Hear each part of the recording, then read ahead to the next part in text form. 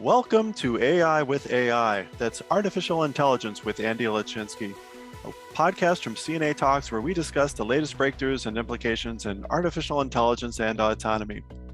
We have an email address, ai@cna.org. If you have any questions or comments, just drop us a line, ai@cna.org. And if you're listening to us on Spotify or Apple Podcasts, don't forget to check out our website where we will post all the links that we discussed today. That's cna.org/CAAI. And also, before we get to our news and research, stay tuned for a discussion with Kevin Polpeter, where we talk about the latest and greatest in AI and autonomy from China. We'll have an update from him on the China newsletters that they've been putting out. So with that, Andy, what is the latest and greatest in global AI and autonomy? Well, we'll start on a local level. For timeliness, we're recording this on April 4th. So I guess about a week ago or so, the Biden administration put out its defense budget request and just some kind of high-level figures that might be of interest for people that follow AI and technology in general. So overall, the request is for about $130 billion for DoD's research, engineering, and development and testing for 2023. That's about almost 10% higher than last year's request. $16.5 billion of that is going to go towards emerging science and technology. Basic research basically stays what it was last year. It's like $2.5 billion, a little bit less. A couple of details from that. The budget request will establish what we already know is coming or is here in part, the Office of the Chief Digital and Artificial Intelligence Officer, the CDAO. And that's going to be this massive office that's going to oversee JAIC, the Defense Digital Service, Project Maven, and a bunch of other stuff. One thing we didn't note, a couple of weeks prior to that, Margaret Palmieri was named the Deputy CDAO. John Sherman remains the acting, and we'll see what happens as we march towards the future. A couple of other little tidbits within the budget. This is going to be the first budget request that is going to fund the Rapid Defense Experimentation Reserve. Remember, we mentioned that. Defense Undersecretary for Research and Engineering, Heidi Shyu. So there's funding for that. It requests about $11 billion for network modernization. Kind of makes sense. That's part of the military's joint all-domain command and control vision, within which all the different services have their own strategies for implementing it. Of course, the Navy has its Project Overmatch, which we don't really know much in the open literature about. But whatever it's going to be doing, it's asked for over 150% increase from last time, from like 73 million to 195 million. Anyway, there are a couple of other little tidbits. That's kind of high level, but for those interested, we'll provide the links for that. Yeah, it's really interesting to see the increases. And as you mentioned, right, the overall research, engineering, development budget is 10% higher. So that's very interesting to see. So we can't really go by too many podcasts without mentioning DARPA. So here's yet another DARPA program. Actually, the way I got wind of this is not through the DARPA page, which I normally go to. I haven't been there for a while, but from a story in the Washington Post. And it sounded a little bit clickbaity to me. And so I went to the DARPA. This is always a good thing to do, right? You read a story about something, go to the source, see what it is. So the clickbait title in the Washington Post, it was, quote unquote, "The military wants AI to replace human decision-making in battle." You look at that, obviously it catches your attention. What are they really talking about? Well, it's a new program, indeed. It was announced on March 3rd, and it's called In the Moment, ITM. But the subtitle and the whole story and the reason and the motivation behind it is where I think the Washington Post goes a little off track, if I can say. That's just my personal opinion. The program's goal is to quantify the alignment of algorithms with trusted human decision makers.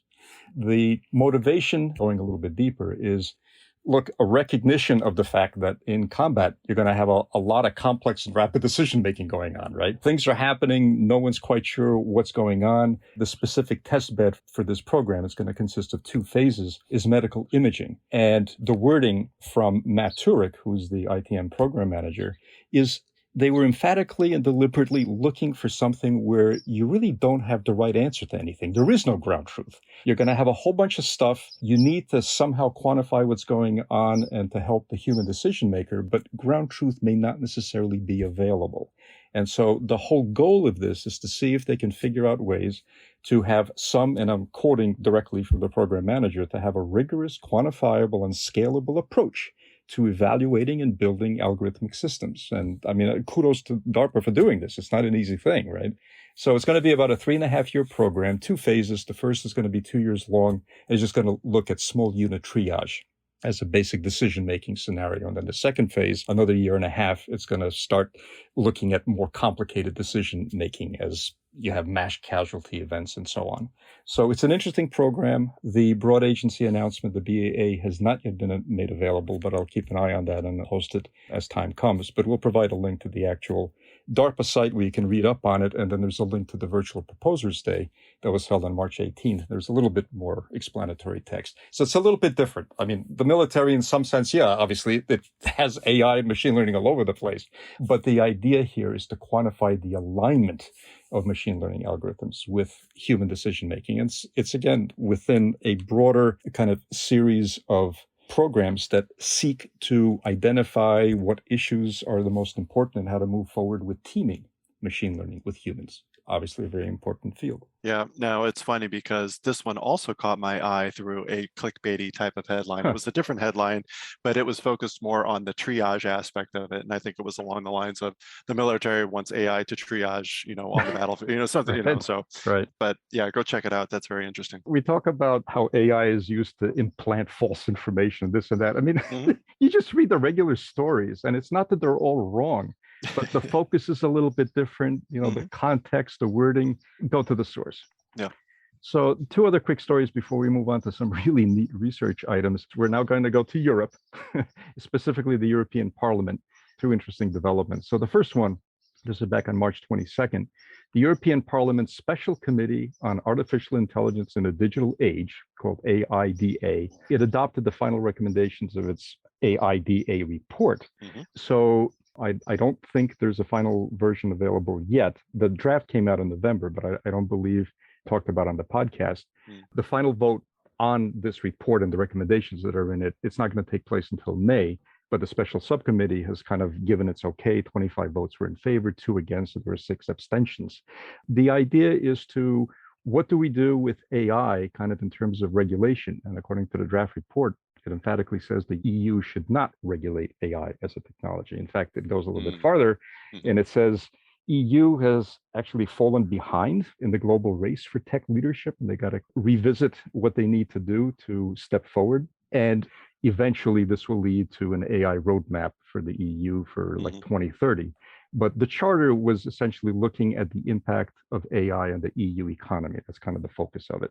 So there's no bottom line to this, except we're right at the cusp of kind of what the final machinations will be of the Special Committee on AI, and that'll be the final vote in May. But for those interested, just because we haven't posted it before, there's about a 40-page or so report that goes into the details of the thinking behind this that was put out in November, and we'll provide a link to that. It's kind of interesting to see these assessments to say that so-and-so is behind in the global race in this area. I have a feeling that everyone seems to be coming up with that personal assessment, and it makes me actually wonder who's actually in the lead and what does that really mean? But hey, there you go, the EU's latest and greatest. Well, hold on to that thought, because we're actually going to get a little bit of information about that. The second story about the European Parliament, I think it happened like within a day or 2 of the last story. The European Parliament Internal Market and Consumer Protection, the IMCO, and Civil Liberties, Justice and Home Affairs, LIBE. The committees held a joint hearing back on March 21st on another proposal, and this is for the Artificial Intelligence Act. Now, we actually talked about this at the AIA back, I think, in April of last year. This is podcast 4.28. They put out this 100-page report where they discussed a whole bunch of stuff. Right. And if you remember that, it kind of revolved very heavily around risk. High risk was mentioned like almost 300 times in the report. And that was kind of the thrust of it. It kind of categorized the possible applications of AI into various risk categories. We also talked on this year's podcast, season 5, back in December, how the European digital rights and the 119 civil society organizations, they launched a collective statement that outlined the recommendations to guide the AI Act. Right. So the story here, they held a joint hearing. There were a bunch of speakers that were invited. It includes people like Stuart Russell, professor of computer science at Berkeley, Max Tegmark. You'll hear, and a couple of others. It's basically just an interim look into the machinations behind the Artificial Intelligence Act. The final vote, just like the previous story, it's only going to take place, I think, in the middle of May. The deadline for the amendments to whatever's going to go into it and voted on, that's, I think, already happened. That's also like March 22nd or March 23rd. So the story simply is, again, like for the previous story, we're on the cusp of actually having a vote on the Artificial Intelligence Act. And if you want to see the deliberations, kind of the very last stage, we'll provide the links to that. Okay. And so what I just alluded to a second ago, for those of you interested, who's in the lead, who's not. Oh, yeah. A while back, this is, I think, in June of 2019, we discussed something called the OECD AI Principles. It was the first intergovernmental standard on AI, and it's put out by the OECD, that stands for Organization for Economic Cooperation and Development. And it contained a wealth of information at that time. And just by chance, I had happened to run across this kind of on the heels of the European Parliament stories.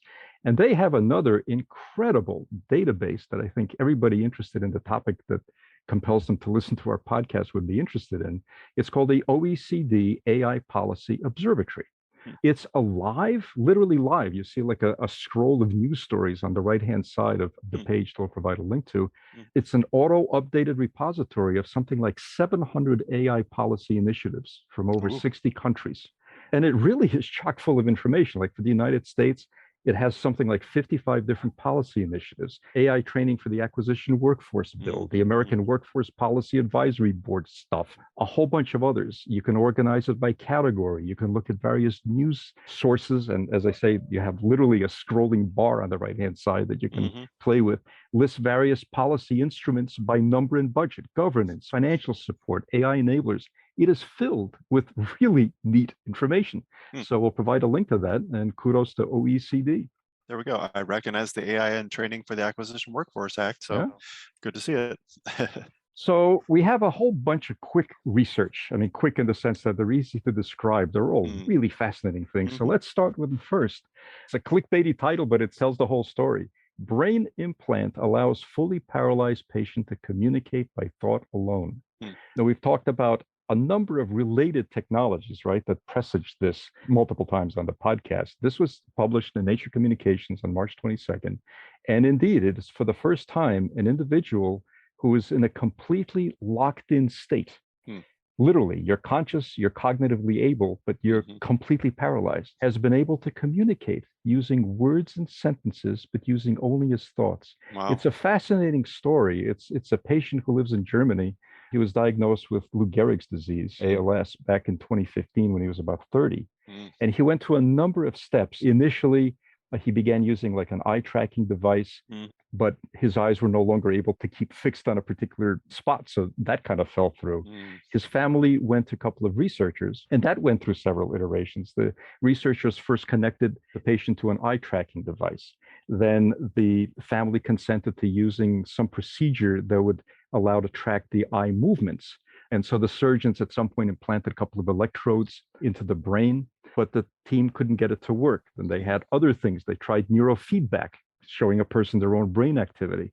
And that was kind of the first hint that something special was happening. But when this was finally implanted, within several days, the patient was actually able to increase and decrease at first just the frequency of a sound tone.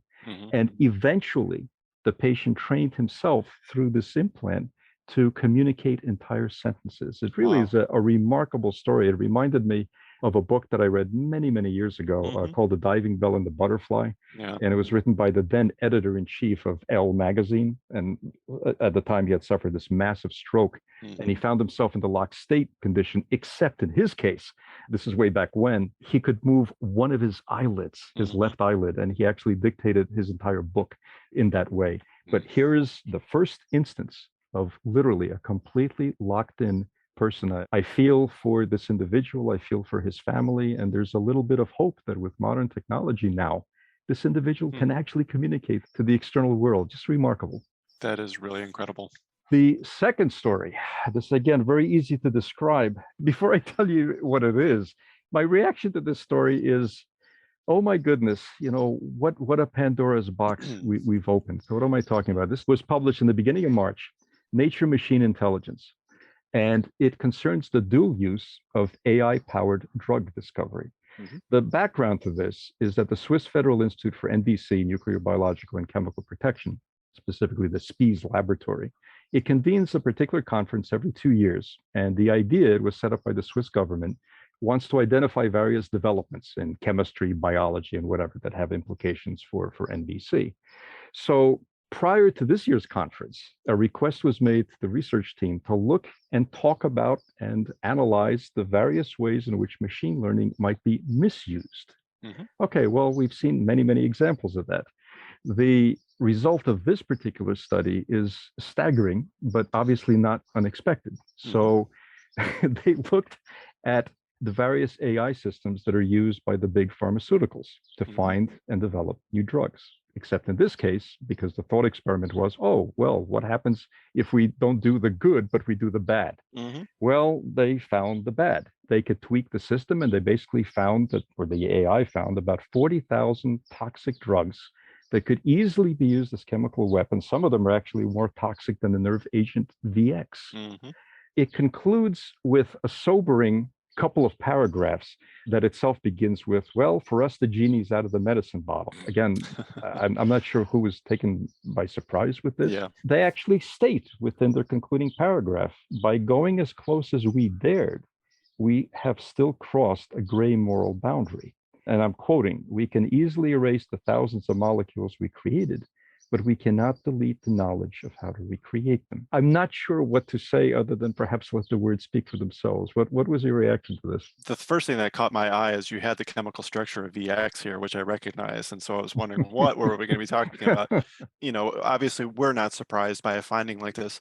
But I also have to point out a couple of things, which is drug companies now do drug discovery by, doing these mass testing on lots of different samples and whatever to try to find beneficial drugs for a particular problem.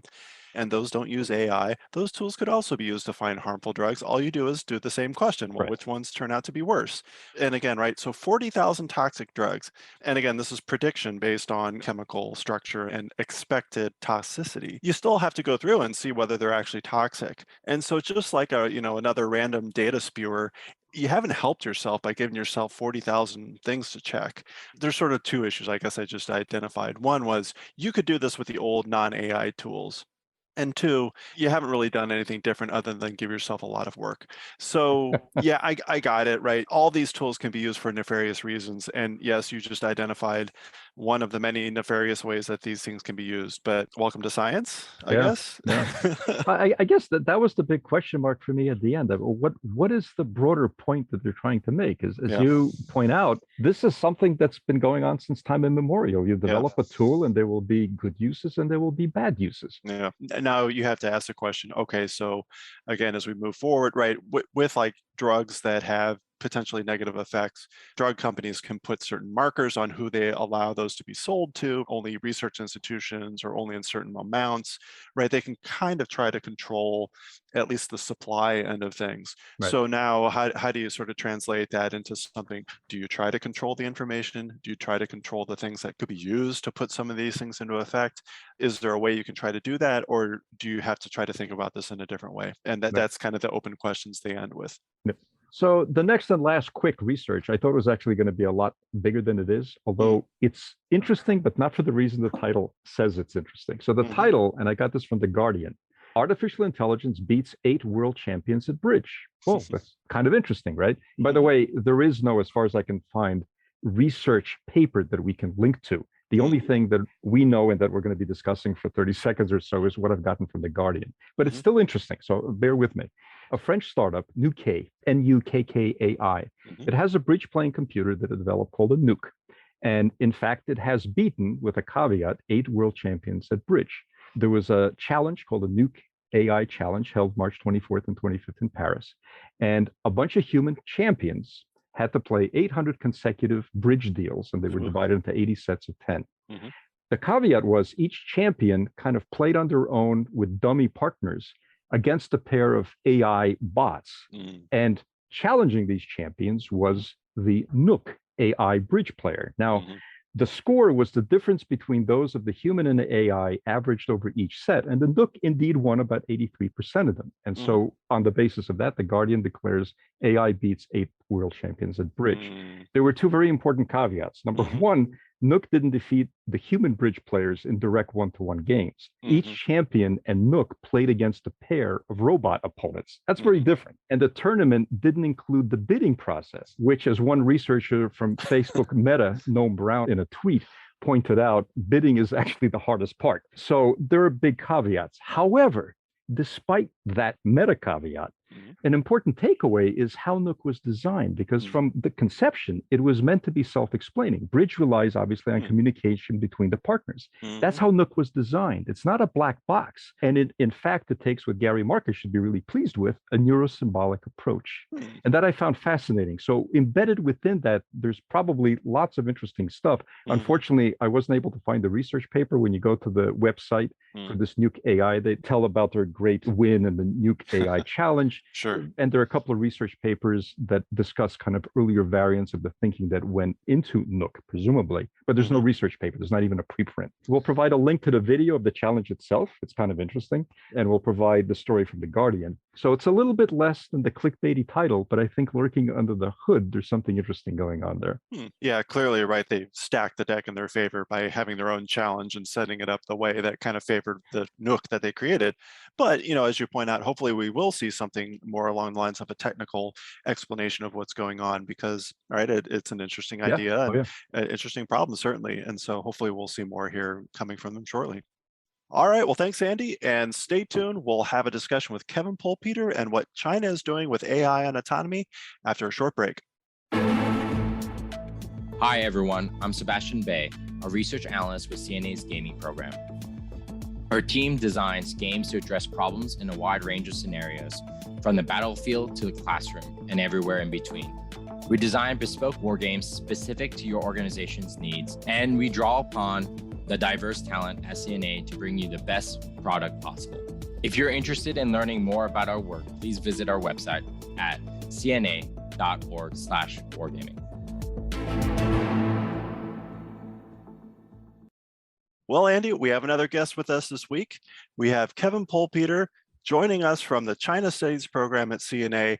We had Kevin on, you might recall, a few weeks back to talk about intelligent warfare and how China is viewing the role of AI in warfare. So Kevin, welcome back. It's great to have you here. Thanks. Good to be back, Dave. All right. So Kevin, last time you were here, we were talking about intelligent warfare and how China was viewing the role of AI and autonomy in warfare. And we also talked about this publication that you've been putting out, basically China, AI, and autonomy, looking again kind of at the broader efforts that China is putting towards AI and autonomy. So why don't we start with that? What's kind of the latest that you've seen there, taking a step back and looking at what China is doing with AI and autonomy? China AI and Autonomy report comes out every 2 weeks. Everything about China and AI and autonomy, from military to economic to governance issues. One of the things that we've been tracking here recently, especially in the past 5 weeks, is Russia's invasion of Ukraine. What's interesting, what's the main point here, is that actually there is very little in the Chinese press about any assessments or analysis of the conflict in general, but also about how Russia or Ukraine may be using AI and autonomy. There's some articles about, straight routine press articles about Ukraine use of Turkish drones. But by and large, we've been trying to track what the Chinese military may be saying about the operations and lessons learned in and of itself, really not finding anything at all. It's kind of interesting. I think we've seen kind of a similar observation when we've had Sam Bendit on to talk about what we're seeing from the Russia side of using AI capabilities or autonomy. And again, right, yeah, we're seeing some amount of drone usage, but maybe not to the level that we may have expected. So it's kind of interesting to see. I think I also recall hearing a couple times, maybe some overtures of Putin asking China for some potential help and maybe some uncertainty about what might happen there. But again, to summarize, so far, there doesn't seem to be any major incorporation of Chinese technology into what the Russians are using. I would say that's right. I think part of the reason is, at least at the conceptual level about, the press coming out with how Russia is doing, is that Russia has been not up to par, I guess. They've been failing to achieve their objectives. For the Olympics, Chinese President Xi Jinping and Vladimir Putin got together and issued a document that there were no limits to the China-Russia relationship. And so I guess the prospect of them having to confront a disastrous invasion of Ukraine would put Russia into a bad light. I would suspect there's probably internal assessments going on, but certainly we've seen nothing in the public. Ukrainian military has been using drones from the Chinese company DJI. And there are some reports that Russia is also using Chinese drones from DJI. The one main story that has come up in regards to the war is that Ukraine's Minister of Digital Transformation, and I know I'm not going to maybe pronounce the name right, Mikhailo Fedorov, actually sent a letter to DJI saying that they needed to stop exporting drones to Russia. There's also reports that DJI drones operated by the Ukrainian military were being limited in sort of the technical specifications, but they were giving those same technical parameters to the Russians. So they were actually giving the Russians an advantage when they were using the drones. DJI has denied all this, calling it utterly untrue. They also say that they are not specifically exporting drones to Russia, though they don't necessarily say that the Russian military is not using them. But they're just saying that their drones are meant for peaceful uses, for civilian uses, not to harm people's lives, but to help out police departments and firefighters and hobbyists. And they're not for military use. So it's quite an interesting development. Kevin, I noticed in your newsletter later on, there's a little bit of a story about apparently some new laws that are being proposed in China for its internal usage of drones and so on. Do you want to expand a little bit on that? A couple of weeks ago, China had its big political meetings every year. They're called the Two Sessions, and that refers to the meeting of the National People's Congress. Now, the Chinese People's Political Consultative Congress, what that is, it's an organization that the Communist Party uses to try and make decision-making as inclusive as possible. So it's made up of hundreds of delegates from all walks of life, representing all aspects of society. And so part of that is bringing in tech CEOs. So what we saw was Chao Zhiqing, a delegate to the NPC, was proposing that there should be a flight management law in the PRC. And that there need to be some clarifying of the responsibilities of some of the government departments regarding drone flight operations, who can fly what weight the drone should be, and some sort of application approval system for the drones. This is a way for some of these delegates to propose these measures and then eventually get them put into Chinese law. So we'll see where exactly that one goes after this. Lots of measures are proposed. Not everyone gets accepted. So again, right at this point, you're at issue 11 and issue 12 will be coming up. So what kind of have you been seeing over the course of the last few issues, or what's kind of the latest in what you're seeing out of China when it comes to AI? We'll have a little bit more on PRC drones and the Russia-Ukraine war. Almost every issue, we have a discussion that appears in the PLA Daily, which is the official newspaper of the Chinese military, about future warfare and about the role of AI and autonomy. So the next issue will be no different. It's kind of interesting that we have one article which talks about how humans will maintain an essential role in unmanned operations, that humans will still be actually writing up the algorithms, will be planning, in some way operating the unmanned systems. But then we have another article that says that actually technology advances will drive unmanned systems to be command and controlled by a human on the loop. So it takes a much more sort of standoff role for humans. So it's interesting that you still have this debate going on within the PLA about the role of humans in future warfare.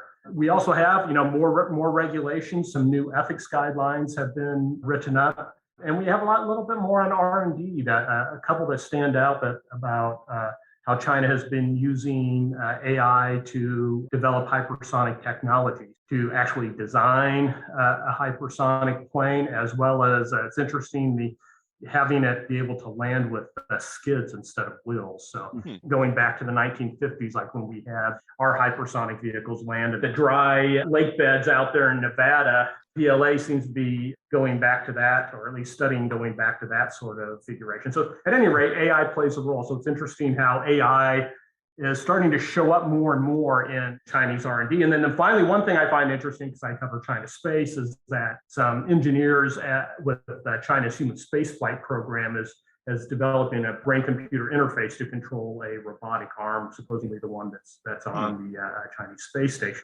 Again, lots of interesting stuff happening in China every 2 weeks. Now, I'm also curious about this one article that I think you caught on China's interest in enabling green AI. What's baked under that, right? I mean, I think Andy and I have talked a fair amount, or at least from time to time, about how voracious that a lot of these training algorithms can be with the amount of energy in the process. So what is China trying to do here? That was another proposal by a CPCC delegate, this time Baidu CEO Robin Li. So Baidu is sort of like the Google of China. So I think what's happening here is that China is starting to set up a number of computer centers, large computer centers around China. And I think there is a recognition that they can suck up a lot of energy and that China needs to start thinking about how to reduce the power requirements for AI. And you know, the rest of China's economy needs to grow. At the same time, they're also trying to curb pollution, which has become a major factor in sort of people's daily lives and quality of life. So I think there is a push here to recognize that AI needs to be made as green as possible, just as they're trying other measures to improve the environment in China. Going back to UAVs, I see that China has set a new record for the longest endurance of its kind in China. What's the story there? That's fascinating. Yeah, so the China Daily reported that what is called the Blue Seagull 30 UAV completed the longest endurance of its kind in China. The Blue Eagle 30 is a fixed wing drone that's capable of vertical takeoff and landing. So that's supposedly the first one of its type in China. It can fly up to 800 kilometers in 9 hours at speeds up to 90 kilometers per hour, takeoff weight of 30 kilograms. But yeah, it looks like they're trying to improve the endurance of UAVs in China. This time, they're emphasizing that they used a hydrogen-powered battery instead of a traditional lithium battery. And actually, in our forthcoming newsletter, we also have another news report where China is using a hydrogen battery instead of a lithium battery. So it seems to be something that they're moving in the direction of developing. Well, it's a vertical takeoff and landing, so it's got some sort of rotary, or no, you said it was fixed wing. It's fixed wing, but it has sort of 4 rotors. Oh, okay. 2 on each side, and then it has wings that overlay the rotors. It's kind of a hybrid mixture of winged aircraft with regular sort of rotors that you see on other types of drones. All right. Well, anything else we should be looking at maybe in the newsletter that's just coming out that is kind of like an interesting thing to check out? We have another article on brain-computer interfaces that was led by a team from Stanford, but also included Beijing Capital Medical University, Tianjin University, Nanjing University, as well as a Chinese tech company. Interesting research going on and some interesting discussions then also about how the PLA is actually thinking about using AI, or at least conceiving of the command and control of autonomous systems. All right, Kevin. Well, we really appreciate the update. As we mentioned, you can find those reports. The China AI and Autonomy Report on our website. We'll provide links in our show notes, so you can check those out. Kevin, again, thanks so much for joining us. We look forward to chatting with you again to talk about what's happening with China and AI and autonomy. Glad to be here. Thanks, Dave. Thanks, Andy. All right. Well, if you're listening to us on Spotify or Apple Podcasts, don't forget to check out our website where we will post all the links that we discussed today. That's cna.org/CAAI. But I, for one, welcome our new computer overlords. Thanks as always, Andy. I'll see you next time. Sounds good.